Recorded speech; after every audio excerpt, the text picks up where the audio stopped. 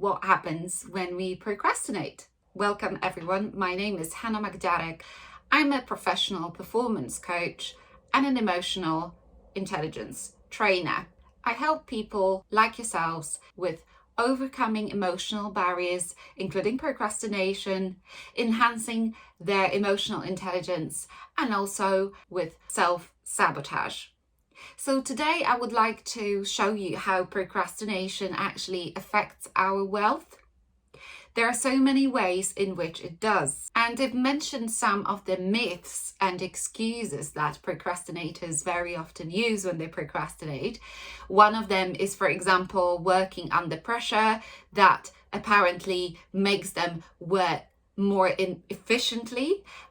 When the reality is that we all work very efficiently under pressure.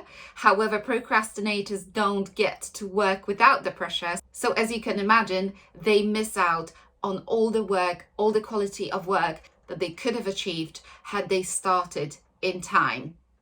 And also, procrastinators sometimes say that procrastination makes them more creative. However, research shows that that's not true, that actually the level of creativity of work created before the deadline is much worse than when there is time.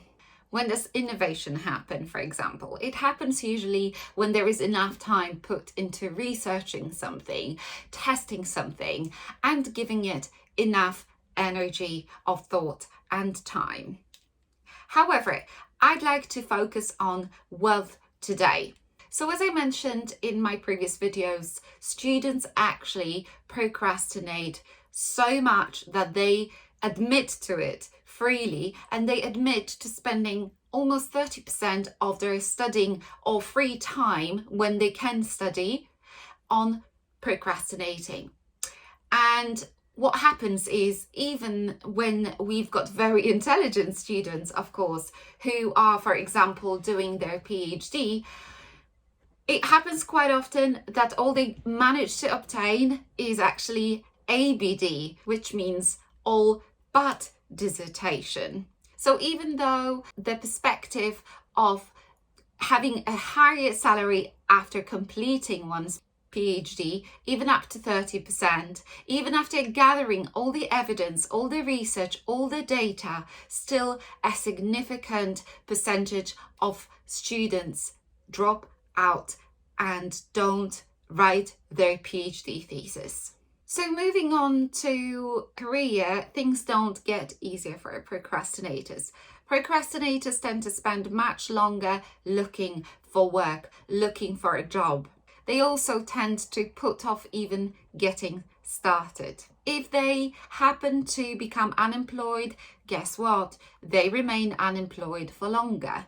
When they do get a job, when they go into the first job, when the boss is no longer as flexible as perhaps their supervisor at university, and where there are more deadlines and they're actually much stricter, they really struggle. An excellent example of that is General Counsel at Calvin Carbon, Michael Mocniak, got fired for putting off processing his invoices at $1.4 million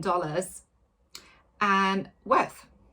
And of course, at work, jobs tend to be bigger. There are more projects rather than tasks, so they require more commitment and promptness. It's just impossible to complete them at the very last moment.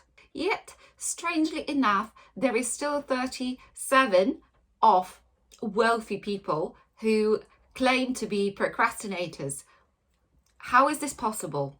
Well, if you call the CEO at breakfast table your mum or your dad, of course, you are likely to be wealthy regardless of what your personal vices are. If we were to consider general wealth, 29% consider themselves successful. 79% of procrastinators admit to being below the average of financial success. Guess who is getting richer and richer because of our procrastination?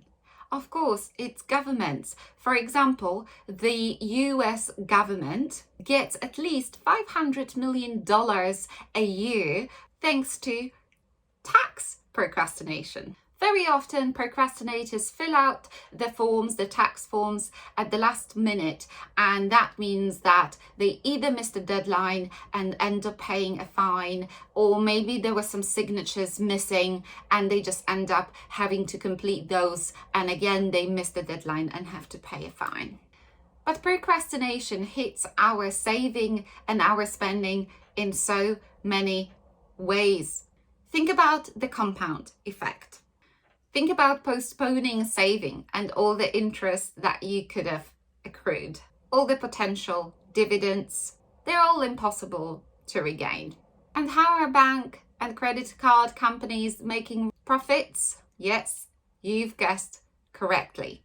From procrastinators not rushing to pay off the debt and very often paying also those missed payment charges.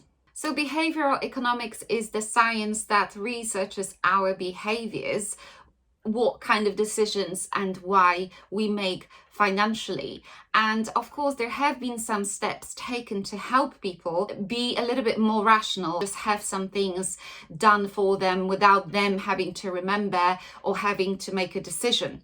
So, for example, how a few years ago pension contributions became compulsory, that was a step towards helping people to save for the pension. Putting off writing wills is another great example of financial procrastination affecting our wealth. Dying interstate happens to about 3/4 of the population. What's the economic cost of procrastination then? On average, an employee spends about 2 out of their 8 hours at work procrastinating. So of course, procrastination is pretty costly to businesses. For example, in the US, it costs companies over $1 trillion a year. And it's not only entry-level employees who procrastinate. There is also a number of CEOs who procrastinate. So in a survey of the Round President's Organization, a club of corporate heads under 45 who run companies worth more than 10 million in revenue, the most troublesome problem was facing up to a task which was, for various reasons, personally distasteful. From different studies, cyber slacking and e-braking are amongst the most common distractions leading to procrastination. About 1 in 4 people admit to playing online games at work. In fact, gaming companies report a sharp decrease in activity on their websites after 5 p.m. Also, the so-called video snacking, which is just watching all sorts of videos on YouTube, is a huge distraction at work. And finally, there is, of course, social networking. All in all, the most significant amount of procrastination happens, of course, through surfing the internet. We can also procrastinate by doing unimportant tasks, and one of them is checking our email. So Microsoft did a study on this, and it turned out that on average we take about 15 minutes to regain our focus after an email interruption. So imagine the number of times an average worker checks their email during the day, which is about 50.